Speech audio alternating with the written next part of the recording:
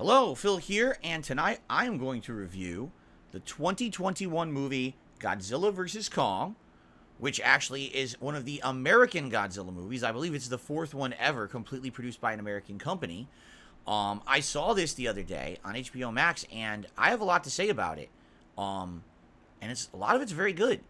So, growing up, I was a fan of Godzilla. Whenever I went to my local Blockbuster video rental store, I would scavenge all the VHS tapes there to see what they actually had from the Godzilla franchise. Now, not every Godzilla movie was available. Some of them were in bad condition, but I remember seeing one such as the original classic black and white Gojira movie, as well as Monster Zero, and I believe there's another one where he fights King Ghidorah. I remember some of the other big monsters such as the Smog Monster or Biolante, and then I also remember the crossover with Mothra and stuff like that. They were great movies, and I knew that they were all kind of continuous. I think the company that made them was called Toho, correct? Of course, they're kind of cheesy. It's a guy in a rubber suit or a puppet kind of flying around doing silly stuff. But the whole idea of a ginormous monster that was in real life destroying cities or fighting other monsters was pretty awesome for a kid. So, in the 1990s, I went to see the Godzilla movie made in the United States, and it was terrible. This is the one starring Matthew Broderick. They actually reference it in a future Japanese Godzilla movie, where I think it's Final Wars, where they call him Zilla, and he gets his butt kicked by the real Godzilla, which is kind of funny. And so, after that, I really never followed Godzilla for a very long time. As for King Kong, I had always known about the original. I actually saw at one point the black and white original with the stop-motion Kong. I think it's a classic. And then I actually saw the Peter Jackson King Kong movie in the early 2000s, one of the first kind of like full HD movies I think I ever owned for like a home movie player, and I loved that movie, except for the bug scene, which is really creepy, but outside of that, it's a great movie.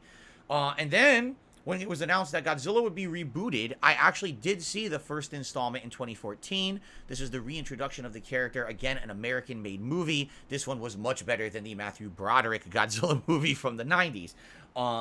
And that's really where my experience with Godzilla ends. I haven't seen anything Godzilla or Kong since 2014.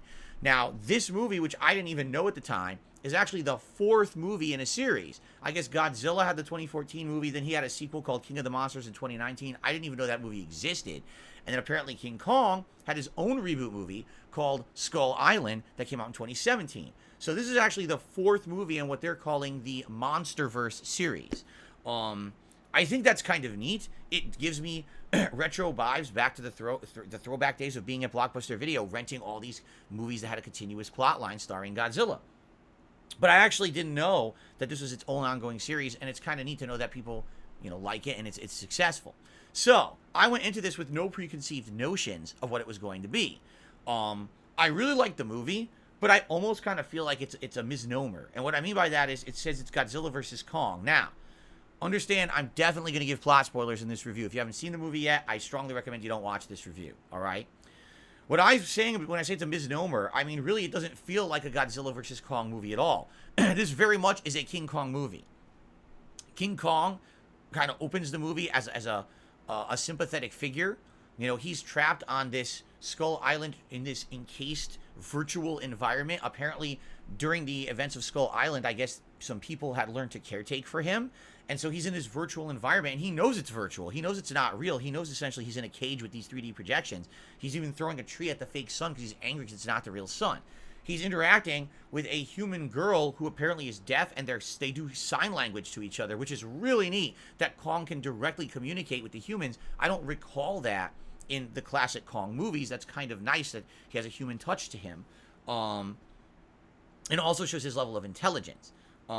So, basically, Kong is captive, and he's getting restless. At the same time, Godzilla makes land and attacks the southern United States. And no one seems to know why, because apparently after the events of King of the Monsters, which I didn't see, I guess Godzilla is lauded as a hero. I think in King of the Monsters, he actually fought some of the classic Godzilla monsters like King Ghidorah. And because of that, everyone's Godzilla's the big savior of humanity. So why all of a sudden is Godzilla making land and attacking people? I think it was supposed to be in Florida of the United States. Like, why is he attacking out of nowhere unprovoked? So that's kind of the ongoing plot of the movie, is that Godzilla is seeming to be provoked, and they're afraid that eventually he's going to go find Kong, and it's going to cause this giant battle and this big war.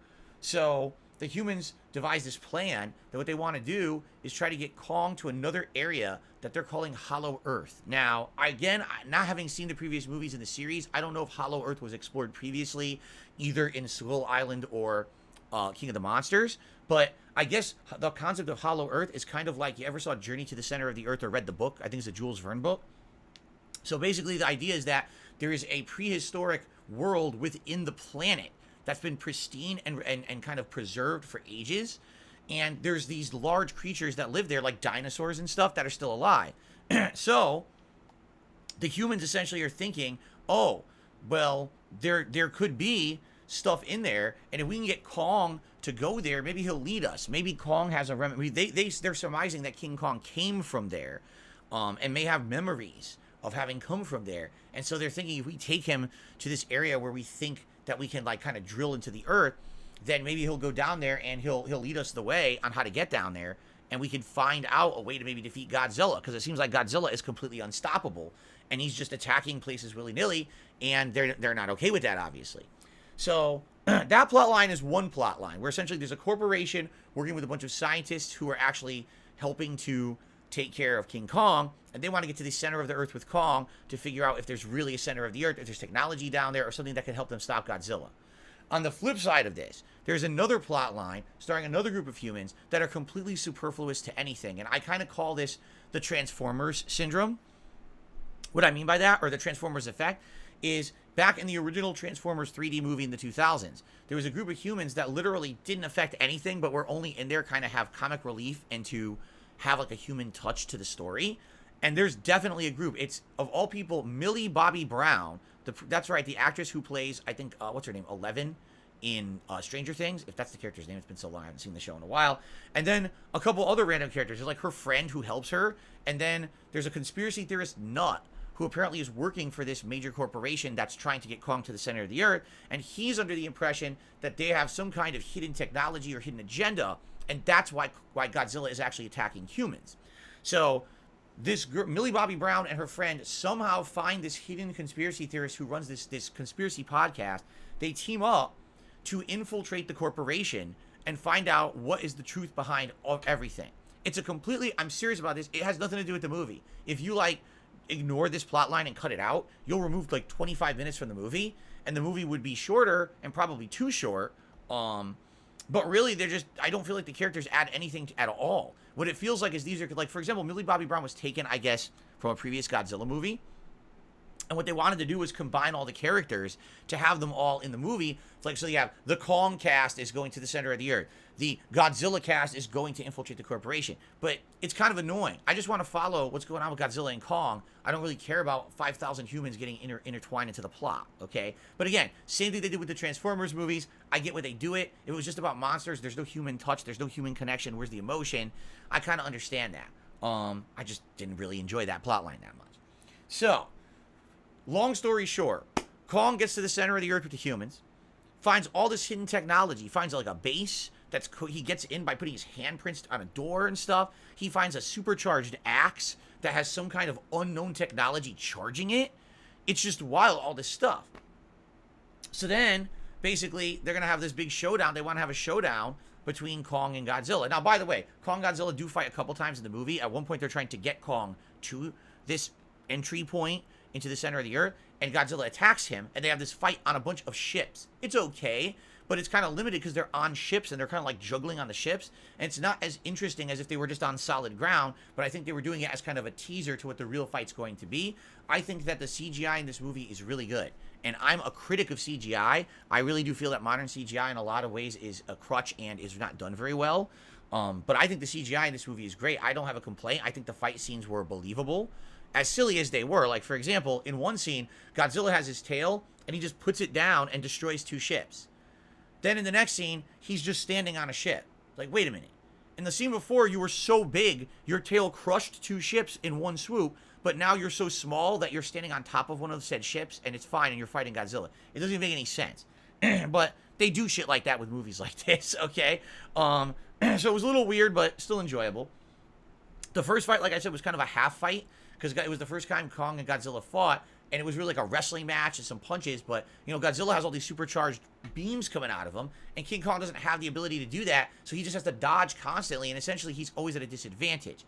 What I liked is that once they get to Hollow Earth, in the center of the Earth, and they find this fortress, and Kong finds this supercharged axe. Now it's like, oh, so now Kong has a chance. He has a weapon that's supercharged. He's using, unlike Godzilla, he's using tools, like human tools, to fight, and it's going to give him the upper edge.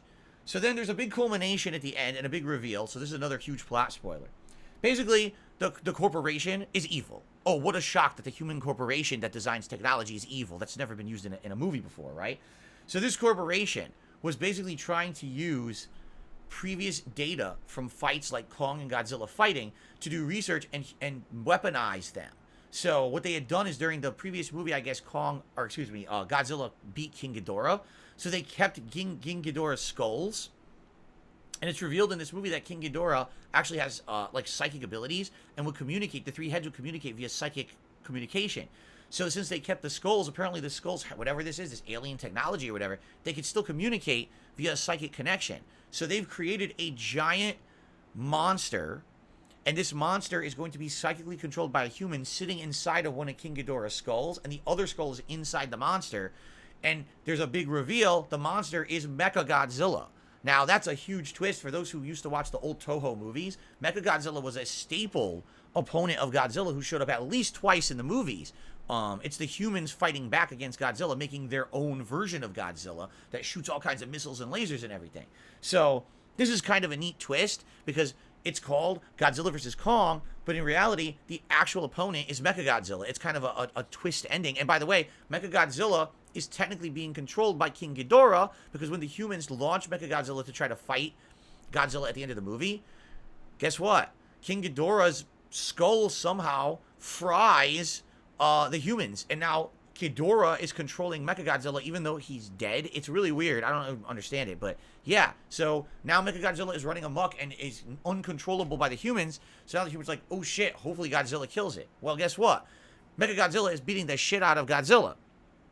In the nick of time, King Kong shows up from Central Earth or whatever, Middle Earth, Hollow Earth, excuse me, with his supercharged axe, okay? So now, it was kind of Kong versus Godzilla, and they fight for a while, but then Mechagodzilla launches, and now they're fighting Mechagodzilla. It's kicking their ass, but then what happens is Godzilla actually helps Kong and breathes his fire onto the axe, and they use the axe, and they kill Mechagodzilla. So that's kind of the ending. Originally these two were going at it as like, who's going to be the dominant creature on the planet? By the end of the movie, they're kind of like, not necessarily buddies, but they kind of respect each other, and they understand there's no reason to fight because they're really not enemies. And they kind of just leave each other alone. Godzilla retreats back to the ocean, and it's revealed that King Kong is brought back to Hollow Earth, and he lives in Hollow Earth, and the humans are now going to do further research on all the technology they found down there. Like, where did Kong come from down there? Like, does he have other relatives? Could they be hidden down there? That's kind of where the movie just kind of ends with a cliffhanger ending. So you might say, what happened to the Millie Bobby Brown group? Like I said, they really have nothing to do with anything. So they reveal the conspiracy that the corporation's evil, and they're actually using this technology to make their own monster that they want to use to weaponize and become like the superpower of the world.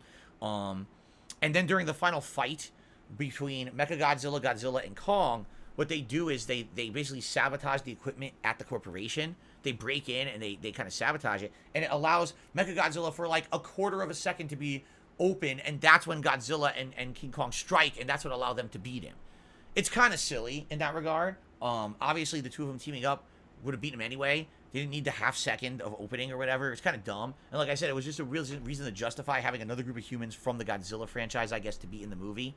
Overall, though, the two action scenes, which is basically the fight in the ocean and the final fight where they're fighting and then the Mechagodzilla comes out, they're good scenes. They're entertaining. I did think it was kind of silly because the final fight takes place in Hong Kong, and they made all the Hong Kong buildings neon colors. Now, I've seen actual, like, drone aerial footage of Hong Kong. It lights up at night, but it doesn't look like that. They've got nice lights and neon things. All their buildings are not, like, neon pink, blue, yellow, green, red. It's ridiculous. Like, they really redesigned, a kind of a fantasy Hong Kong to be fancy, because it was funny. I was thinking about it. I was like, why did they do that for that fight? Because I realized the fight takes place at night, and if it wasn't for those lights, it would be too dark to see the monsters. I realized that. I was like, you'd be like Kong and Godzilla fighting in the dark, and you can't see anything, right? So they needed to have the lit up buildings to kind of justify the fight working at night so you could see them. But I liked the action. I overall enjoyed the plot line of Hollow Earth and the technology there, that apparently this is where these big creatures are coming from. Maybe this is even where all life came from on Earth originally, and they're doing this research or whatever about it. It was kind of neat. And for an hour and a half movie, it kind of flew by. It didn't feel like it was too long or anything. It was kind of a fast-moving picture. And I actually really enjoyed it more than I thought I would. I thought it would be like, cringeworthy movie. No, the action was fun. This is, again, a kind of a perfect popcorn summer movie. It's not meant to be taken seriously, but you just watch it for what it is. You enjoy the action. You kind of laugh a few times. You cringe at some of the bad human scenes. But overall, I enjoyed it. And I'm actually very much looking forward to a sequel that's now being made. It was just announced recently. It's actually what urged me to watch this. They're making a sequel, and apparently in that sequel, there's going to be an evil Kong. So maybe there's other King Kongs down there in Hollow Earth that are hidden or, stored away, and now they're going to be let out, and now it's going to be Kong versus the evil Kongs, and Godzilla will also be in it because it's called Godzilla versus Kong 2. So that's kind of neat. I'm liking where they're going with this Monsterverse. I really enjoyed this movie, and I missed two of them. I missed Skull Island, and I missed King of the Monsters. I might now go back and watch those because I liked this one so much. So I'm very pleased that I actually chose to watch it when I did, and that they had this announcement of the sequel. I'm kind of pumped for the future of the Monsterverse. And I know that's kind of weird because you would kind of group this in with like the Ninja Turtles reboot or the Transformers 3D movies, but I actually don't think it's nearly as bad as those movies at all. I think that those movies are bad, and this one kind of isn't. They actually cared a little bit, and they wanted to make it a kind of an action-packed, interesting movie rather than just cringeworthy CGI and bad jokes. I actually think it kind of worked. So I recommend it. First of all, if you like classic Godzilla, this is a really cool modern take. You're going to enjoy it. If you like Kong, you're probably still going to enjoy it. It kind of respects the characters, and it doesn't treat them like jokes. Man, did you guys ever see the original Godzilla vs. King Kong? It's two rubber suit guys slapping themselves around. It's really ridiculous. And the funny part about this movie that I will say that's never explained, Godzilla and Kong are the same size. Back in the old days, think about it. King Kong, the original King Kong climbed the Empire State Building. So it was a large gorilla, but it wasn't the size of buildings smacking them around. In this movie, Kong's huge. So basically, they rewrote the character for this Monsterverse to make him much larger, to make this viable. If I remember correctly, I don't remember if in the original Godzilla vs. Kong, if it was ever explained years ago why Kong was so big. Didn't make any sense. This is a good movie. Give it a watch. I recommend it, especially if you're into either Godzilla or Kong. You're going to probably enjoy it. If you're into action, you're probably going to enjoy it. The CGI is not bad. Understand there's going to be some things that are cringeworthy, but for the most part, it's a good film. I'm actually excited for the future. So, guys, thanks for watching my review of Godzilla vs. Kong. I give it 2 thumbs up. I really enjoyed it, and I'm actually looking forward to future ones. See? Hopefully they're all good. Thanks a lot for watching, everyone, and I'll see you next time on DSP Reacts. Peace out.